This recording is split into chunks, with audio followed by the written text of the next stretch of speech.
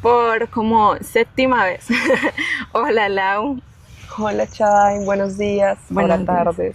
Sí, está muy lindo el día hoy, ¿no?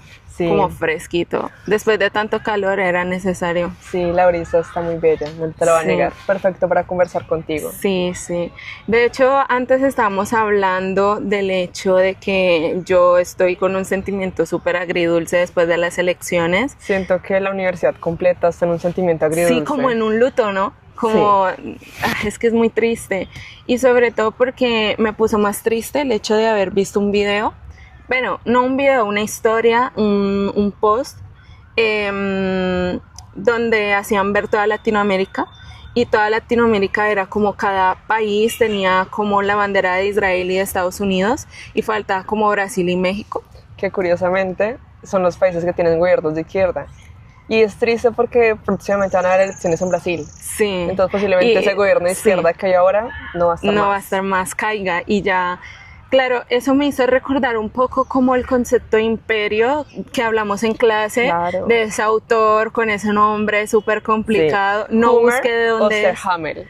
Es un Sí. nombre súper extraño pronunciarlo también. Ni Yo siquiera creo sé que es si lo alemán, pronuncio ¿no? bien. No sé, no Sí. he buscado. Pero sí Lo tiene un es. nombre súper raro y a veces es como, mejor no pronunciar el nombre o el apellido porque mejor no quiero pasar la pasar vergüenza. pena, ¿sí? Y nada, pues sí, me hizo recordar justo lo que vamos a hablar hoy, que es del imperio y de los estados nacionales. Y Claro. tenía una pregunta. ¿Cuáles son las 3 palabras que te vienen a la cabeza cuando yo te nombro el siglo XIX?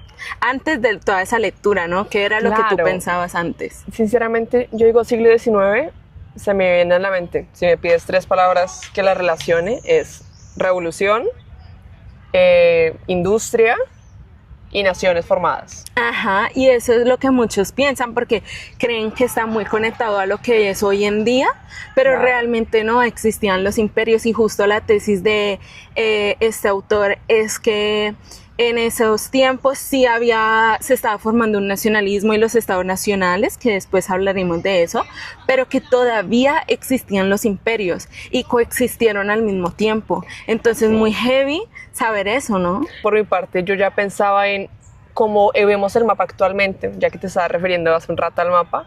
Uno dice, eso ya estaba así. Como que uno lo da por sentado de Sí. que así debe ser, así es el orden. Sí, sí. Pero es un poco curioso, como que esa organización que uno ve ahora en el mapa dice, esa organización siempre fue así. Pero no. No.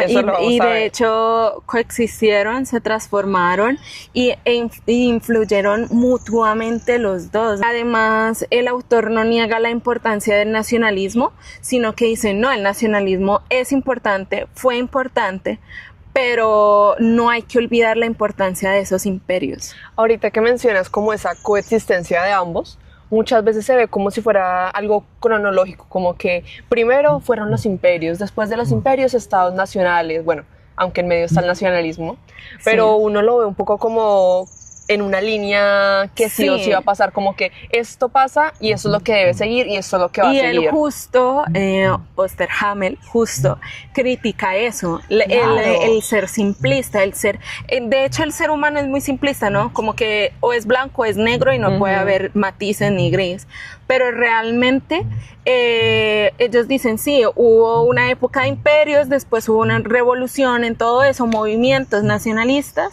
pero y después se desaparecieron esos imperios y se crearon los estados nacionales, pero eso es mentira, Sí. porque él justo dice que existieron los dos mutuamente y obviamente hubo una desaparición de los imperios, pero fue gradual, no fue de una, y eso Total. no se habla. Es una ruptura macrosocial porque es la organización política del mundo entero. Entonces no es como que una pasa y reemplaza a la otra, sino de que hay una ruptura, una metamorfosis del orden político del mundo, de que los imperios como algo tan resistente, porque Porque realmente fue muy no podemos resistente. negar que tuvieron una resiliencia gigante y se esforzaron tanto por seguir como esa forma, ese orden, Ujú. que eso no se les puede desacreditar. Y que ahorita que hablas de ruptura, o sea, la palabra ruptura me llama mucho la atención porque ruptura significa que hay un quiebre, que hay una Sí. transformación y las transformaciones también crea como sus problemas, ¿no? Al interno del país, hay quienes están de acuerdo y quienes no.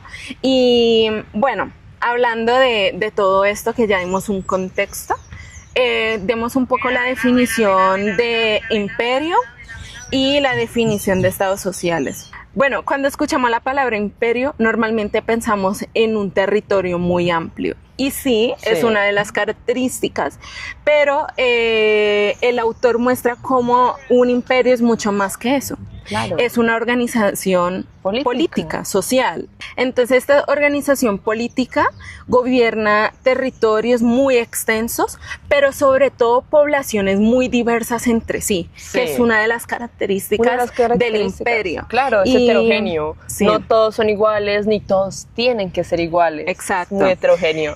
Es decir, ellos no buscan como una unidad entre naciones, sino que ejerce autoridad sobre múltiples pueblos con lenguas, culturas, religiones, tradiciones, o sea, etnias diferentes.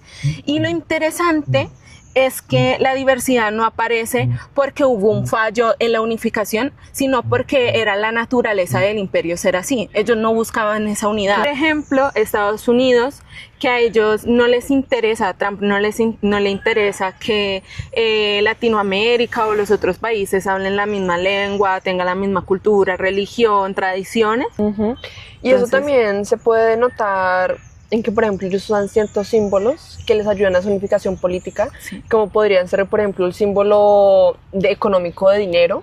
No sé si tú te has dado cuenta, por ejemplo, de la gente que viaja a Estados Unidos solo para comprar cosas, porque se tiene esa idea de riqueza económica muy grande, y eso también es un símbolo. El símbolo, por ejemplo, de Trump como un empresario exitoso.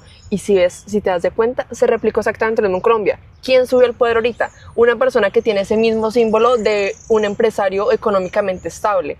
Y eso es curioso porque si lo unificamos, por ejemplo, al Imperio Británico, ellos tenían, por ejemplo, a la Reina Victoria, si no estoy mal en ese momento, y el símbolo de la Reina Victoria era un símbolo también de poder, era ese símbolo de élite.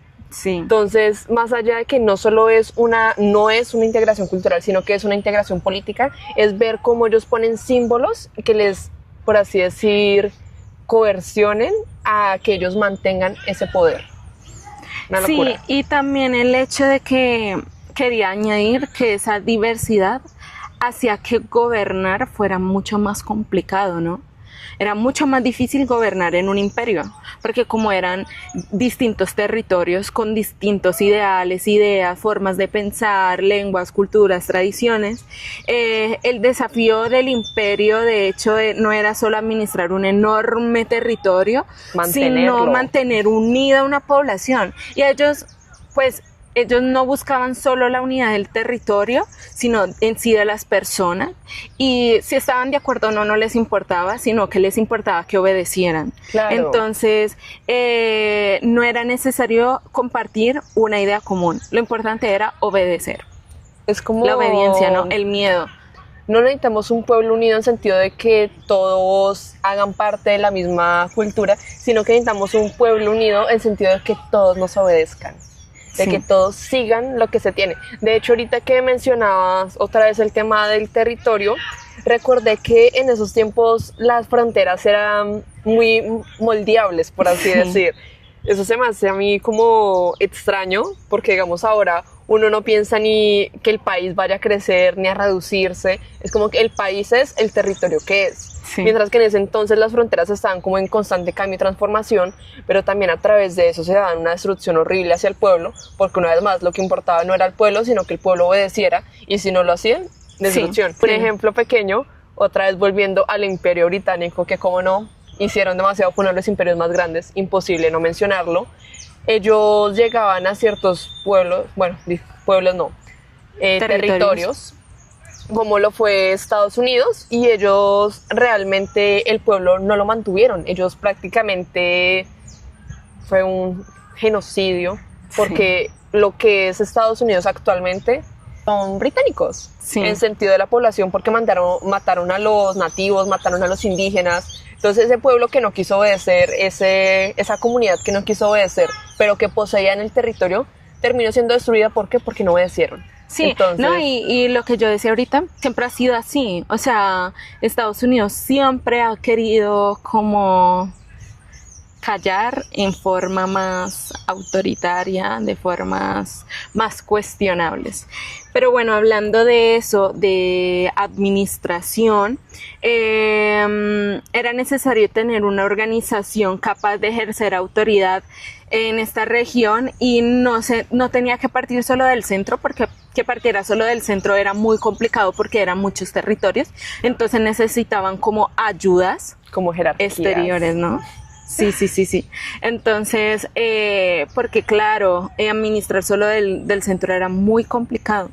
Y con territorios tan alejados. Y necesitaban como élites locales que pertenecieran a los otros territorios y que conocían los ideales, las ideas y todo de los otros territorios. Para poder menguarlas. Exacto. También el autor habla de integración horizontal e integración vertical. También me parece importante hablar de estos conceptos porque son dos conceptos muy importantes de los cuales hablaba el autor.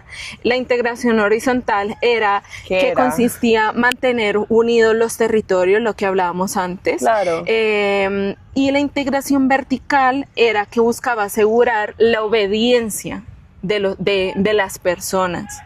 Necesitaban que obedecieran. Entonces es muy importante esos dos tipos de integraciones porque deben existir al mismo tiempo las dos. Ahora, para no poner el ejemplo del Imperio Británico, porque ya lo he puesto demasiado, pongamos del ejemplo del Imperio Español, que curiosamente en los recursos de la clase se mencionaba que no era llamado entonces Imperio Español, sino que era llamado Monarquía Católica. Sí, era una monarquía, ¿no? Sí, es curioso porque no era solo el Imperio Español, sino que también era una monarquía, y no solo era una monarquía, sino que también era colonias, colonización, colonizadores. Entonces, ver ese impacto que generaban, que digamos, era como digamos la corona principal en España, Castilla, cómo ese dominio de ellos pasaba a lugares tan lejanos, porque al fin y al cabo estamos hablando de Europa y de América. Sí. O sea, literalmente era otro continente en el cual tenían que mandar, en el cual tenían que mantener su poder, y el ver cómo, digamos, hacía toda esa organización de forma de gobierno en lugares tan lejanos como en este caso era Colombia, como eran, por así decir, los terratenientes. Sí. Es impresionante. Y algo más impresionante, lo siento, no voy a dejar de mencionar, el Imperio Británico estuvo presente en 5 continentes. Sí. En los 5 continentes estuvo presente. De hecho, en Italia hay mucha diversidad étnica de muchos países diferentes, de muchos continentes. Tengo amigos de África. En África, de hecho, han sido colonizados sobre todo por Francia y por el Imperio Británico. Y allá hablan inglés en algunas partes. No, es que imagínate, ahí en África, ahí vemos el inglés presente. En Pakistán también vemos el inglés presente. En India vemos el inglés presente. Inclusive si nos venimos acá, en Estados Unidos el inglés presente, en Canadá el inglés presente, en Australia el inglés presente. Entonces es ver cómo ellos no solo fueron un imperio gigante, también fueron colonizadores. Ellos también impusieron eso en esos pueblos, en 5 continentes distintos, y aún así mantuvieron el poder por tanto tiempo. Imperios, tenemos que recordar que una pentarquía, o sea que en un congreso de Viena, prácticamente para establecer que ellos fueran los que tuvieran ese poder, es que se hizo ese congreso en el cual la pentarquía, que en este caso fue Francia, Gran Bretaña, Austria, Rusia y Prusia, aseguraron que tendrían, entre comillas, paz para poder frenar. O sea, acaba de aclarar, una paz, no nos pensemos como en una paz en pos del pueblo, no una paz en sentido de vamos a ofrecer una tranquilidad para las personas que habitan este mundo, sino una paz en sentido de que ellos pudieran mantener sus imperios, cada uno tener su propio imperio, sin que este fuera desestabilizado. Y ustedes dirán, ¿y ellos por qué estaban pensando esto, no? y esto viene muy aunado a la independencia de Estados Unidos. Y es que el Imperio Británico dice, uy, las 13 colonias se me fueron, y precisamente por una independencia. Y también Haití hubo una revolución de esclavos, en Francia hubo la Revolución Francesa. Sí. Entonces prácticamente fue los colonizados, mejor dicho, se independizaron en una de las colonias más grandes que tenían. Los esclavos hicieron una revolución y los trabajadores también van y hacen una revolución. Entonces hay que entender que ellos no estaban pensando ni en los trabajadores ni en los que estaban bajo un poder como eran los esclavos. Entonces se puede decir que fue el siglo de revoluciones, ¿no? Es que ahorita que hablamos de eso, recordemos que el poder sigue en pie. Sí. El poder como objetivo sigue en pie. Lo que hubo fue una metamorfosis. Sí, ellos se dieron de cuenta que... Me encanta la palabra metamorfosis. Sí, ¿no? Porque la metamorfosis nos recuerda el hecho de que sigue siendo sigue siendo el mismo, pero de otra manera. Sí. La metamorfosis de que los imperios se comienzan a dar de cuenta que se están desestabilizando, de que se está buscando una independencia, una revolución, la cual sea un medio para generar estados nacionales. Hablando de todo esto, también un concepto súper importante fue nacionalismo. Hablando de movimientos, revoluciones, todo esto, el nacionalismo consiguió movilizar una gran cantidad de poblaciones. De ahí se generaron independizaciones de muchos países se independizaron, crearon su estado, su lengua, su todo. Entonces, ¿por qué pasó esto? Porque aparecieron nuevas ideas sobre la nación, nuevas doctrinas políticas, movimientos nacionalistas y también sentimientos de pertenencia nacional cada vez más fuertes, ¿no? Entonces, varios imperios cayeron en el siglo XIX. Por ejemplo, durante la Primera Guerra Mundial se destruyó el Imperio Otomano, el Imperio Alemán, Austrohúngarico, pero quedaron algunos imperios, ¿no? Los imperios coloniales británicos y franceses, el nuevo Imperio Soviético y el Imperio Japonés. Pero en sí, la caída de todos esos imperios, que ya se eliminaron, pues los imperios, fue en el siglo XX. Sí, de hecho, hablando de todo ese tema, podemos entrar, digo yo, al Estado Nacional. Sí. Porque pese a aunque coexistieron, se dieron en una época exacta. Sí. Mejor dicho, coexistieron cuando los imperios o ciertos imperios ya estaban en caída, ya están en su ocaso. Entonces, en esa coexistencia se vería bueno conocer, entonces, ¿qué es el Estado Nacional? ¿Quieres decirlo tú? Me encantaría. Aprovechando esa oportunidad que me das, hay que recordar que el Estado Nacional, pese a que si nos ponemos a ver sus ideales en cuestión de que era, digamos, una soberanía en el pueblo, que era, por así decir, una igualdad del mismo, el derecho al sufragio, si nos ponemos a ver eso, decimos Estado Nacional. Lo vemos con cierta alcurnia, mejor dicho, como un objetivo y a cumplir, como un Estado Nacional va a beneficiar al pueblo, va a beneficiar a las personas que habitan. Pero si nos ponemos a darnos al detalle, realmente el Estado Nacional es un proyecto de las élites. Sí. O sea, no nos podemos mentir. Creo que estados nacionales como tal no se formaron.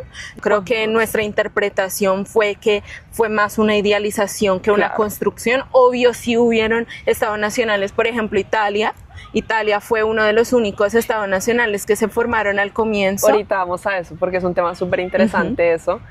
Pero sí hay que tener en cuenta que como tal, como proyección de las élites, como objetivos que se tenían presentes y que se daban como en el ideal, realmente no se cumplieron o no se dieron como era esperado, porque como esa proyección era para un beneficio económico, era para que, digamos, ellos tuvieran relaciones políticas beneficiosas, se daba más en ese ámbito. Quería agregar que los estados nacionales no se dieron de forma espontánea, se fueron creando, ¿no? Me gusta la frase que la nación fue una construcción histórica. Sí, ¿no? De hecho, ahorita que hablabas de nacionalismo, eso va muy aunado al Estado Nacional, porque una de sus bases es que la forma en que se une ya no va solo como en digamos, en los imperios que tenían símbolos, que incluso ahora se mantienen símbolos de poder que daban a la obediencia, que es, mejor dicho, era para que se dieran a la obediencia los territorios y pueblos que tenían bajo su poder, sino que esta unión se quiere dar a través de la cultura. Literalmente es contrario, no es una unión a través de la política, sino que es una unión a través de la cultura, la homogenización. Entonces ahí va el nacionalismo, de que todos tuviéramos la misma cultura, cabe recalcar, misma lengua, mismas tradiciones, incluso misma religión. Bueno, hay dos cosas. La identidad nacional en sí tuvo que ser creada poco a poco. De igual forma, como dijimos primero, una ruptura conlleva tiempo para que todos lo acepten. Y de hecho, diciendo que todos lo acepten, creo que es una mentira porque nadie acepta, o sea, no creo que todo el mundo acepte una sola idea. Pero de ahí tú estabas diciendo que compartían una misma lengua, una misma cultura, y me vino a la cabeza que sí es verdad, pero no total, porque había minorías, ¿no? ¿Sabes? Ahorita que estás hablando de eso, me recuerda mucho a Italia. Cuando hablamos de Estado Nacional, como que no hay una sola ruta para llegar al Estado Nacional, hay varias rutas. Específicamente hay 3 rutas para llegar al Estado Nacional, las cuales se dieron tanto en Europa como en América.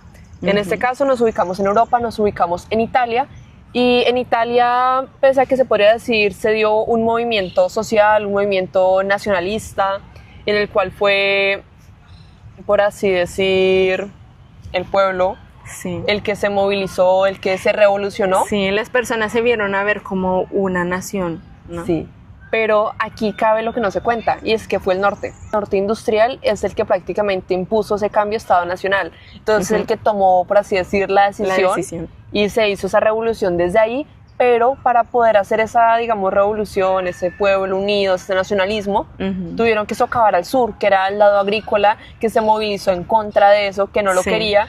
Entonces es ver cómo esa minoría también fue opacada, y también lo era en los estados nacionales, porque se buscaba una homogenización, y esa homogenización requería que fueran, por así decir, iguales, o que aceptaran lo mismo. Y esa es una de las formas que se puede dar. También se dio en Haití.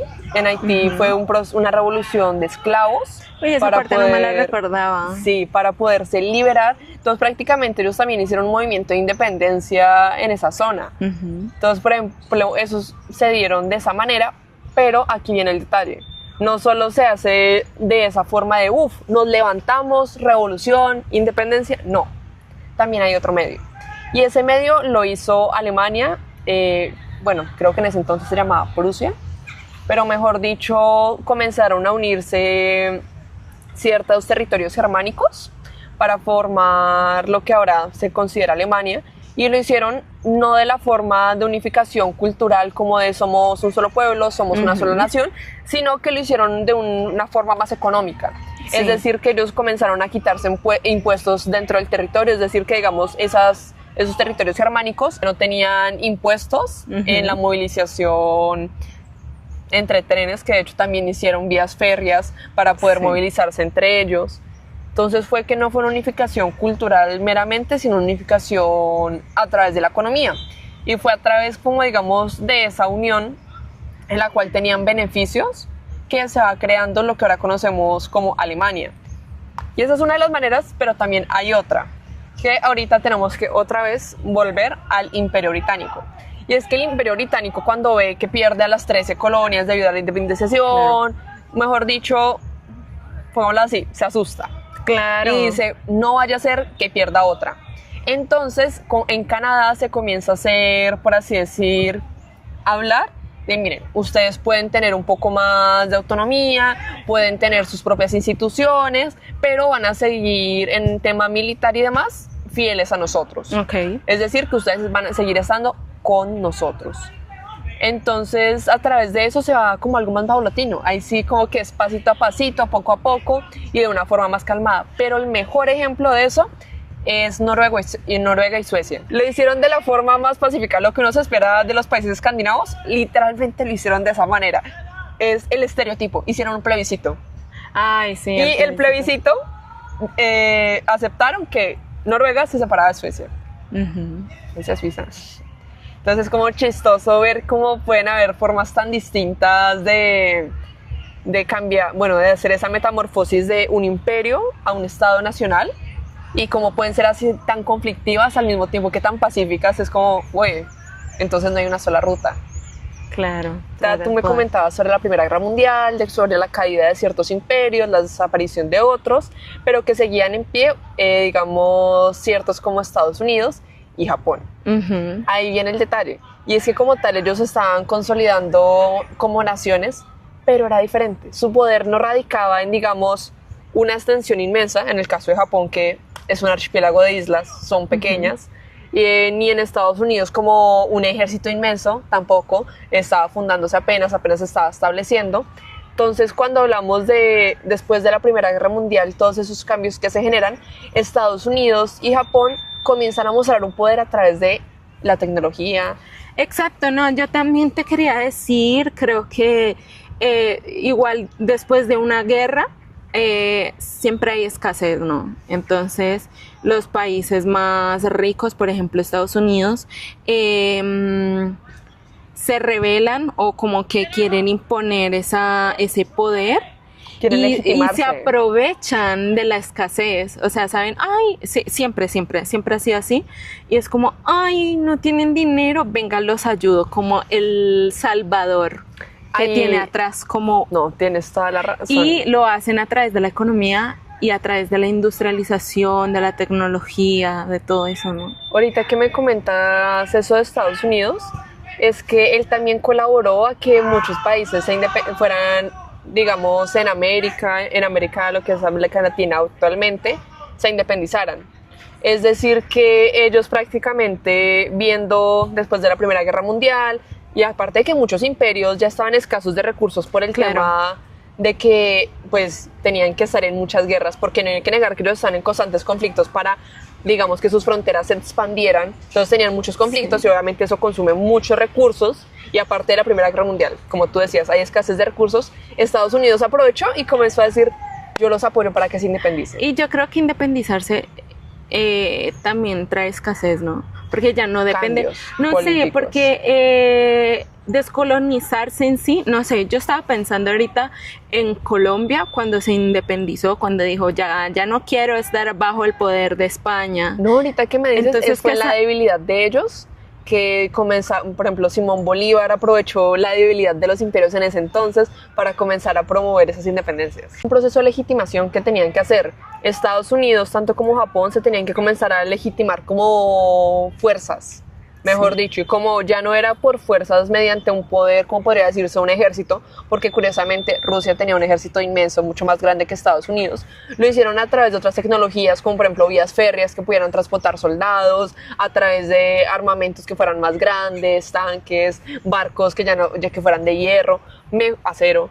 Entonces, mejor dicho, era esa legitimación a través de la tecnología. Y por ejemplo Japón, que prácticamente estaba encerrado en un archipiélago de islas, con el miedo constante de que Europa de la nada decidiera también hacerlo parte de uno de los imperios, también tuvo que legitimarse a través de esa tecnología, esas nuevas tecnologías. Sí. Y es ver ese cambio que comienza a ver, esas naciones cómo comienzan a comprobar su poder a través de la industria, que ahí ya vamos metiendo más a la industria por medio, pero en medio de todo esto, cabe aclarar aquí detallito, que es la Segunda Guerra Mundial, se dio porque a Alemania le dieron poca tierra.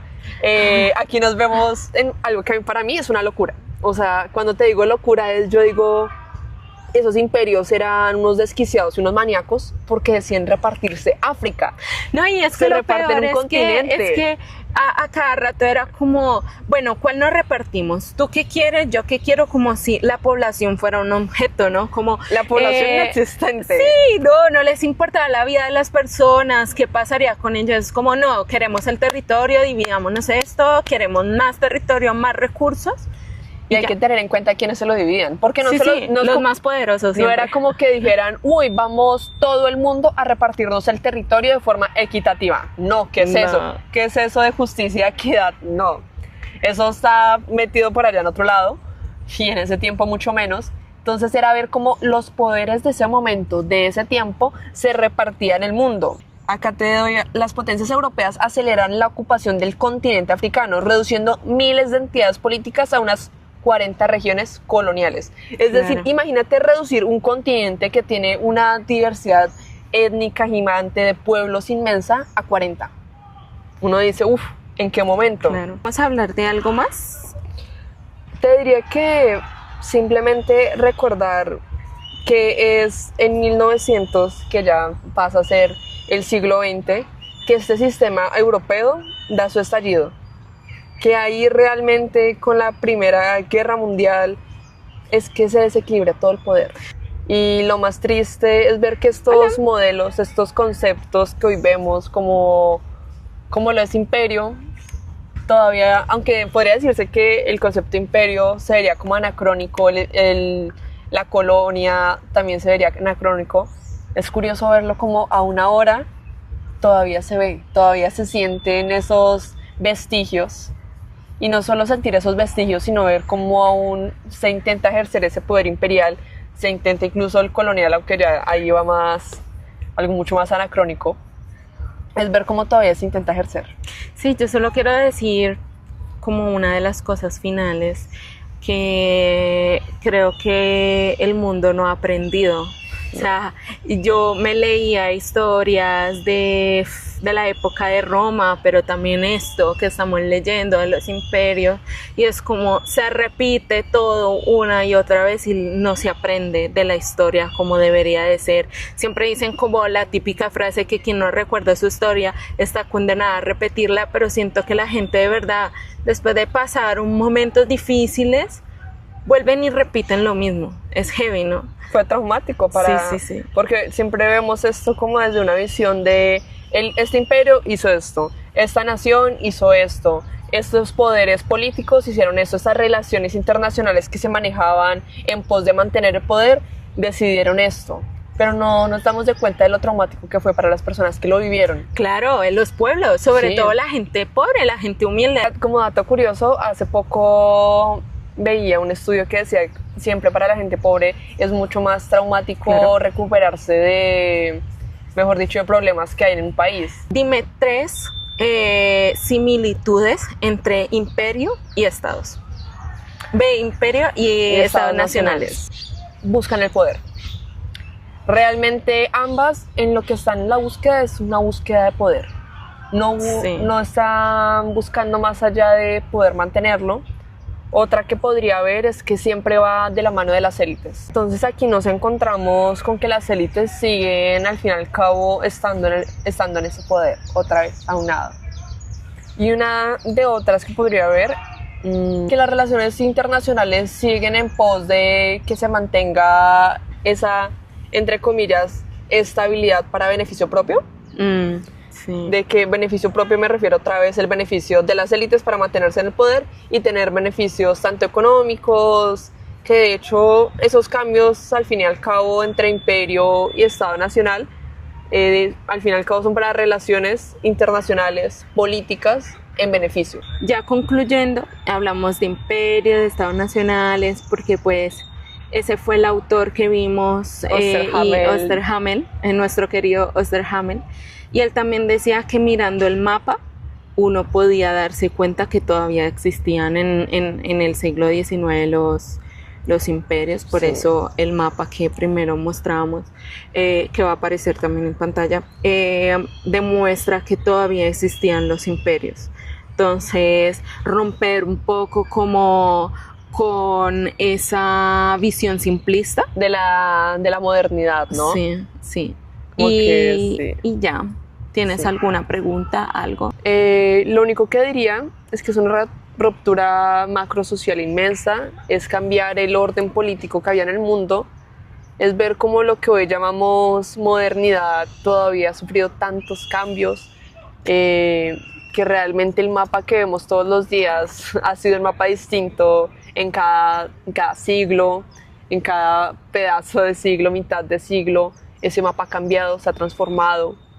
Y una vez más, como dices, es darnos de cuenta de que una pentarquía tuvo el poder prácticamente del mundo. Triste, es triste ver el mapa antiguo y ver cómo los imperios tenían tanto poderío sobre territorios y ver que incluso aún en la actualidad hay ciertos poderíos, estados que quieren mantener un poder tan amplio y tan grande en otros territorios. Entonces, quería agradecer todo esto porque nos dio la posibilidad, también al profesor, porque nos dio la posibilidad de poder discutir sobre este tema, y siento que nosotras hicimos una conexión con la actualidad muy chévere, porque siento que todo se conecta. Creemos que todo quedó atrás y ya no existe, pero todavía existe, como tú estabas diciendo. Sí. Entonces, nada, aquí se concluye el video. Es una conversación importante a tener. Sí. Y que al final, con un texto tan extenso, si no se conversa, muchas veces queda en el aire. Sí, y que hay que aprender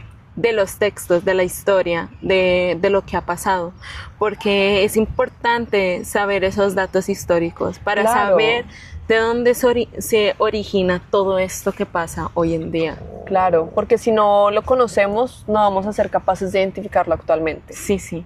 Y creo que es muy importante que esta generación, que somos el futuro, y las generaciones de los chiquitos, de los que están por venir, o los chiquitos, por ejemplo, mi hermano de 10 años, también es importante que se estudie historia, también sean conscientes. Porque vi que por ahí querían quitar historia como materia y me parece heavy, porque historia es importante.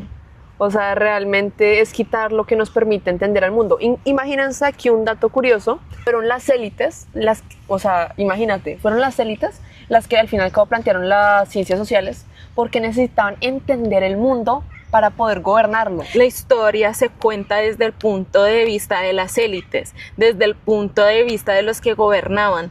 Pero entonces uno no estudia la historia real, hay que estudiar este tipo de historia para saber de verdad lo que vivió el pueblo.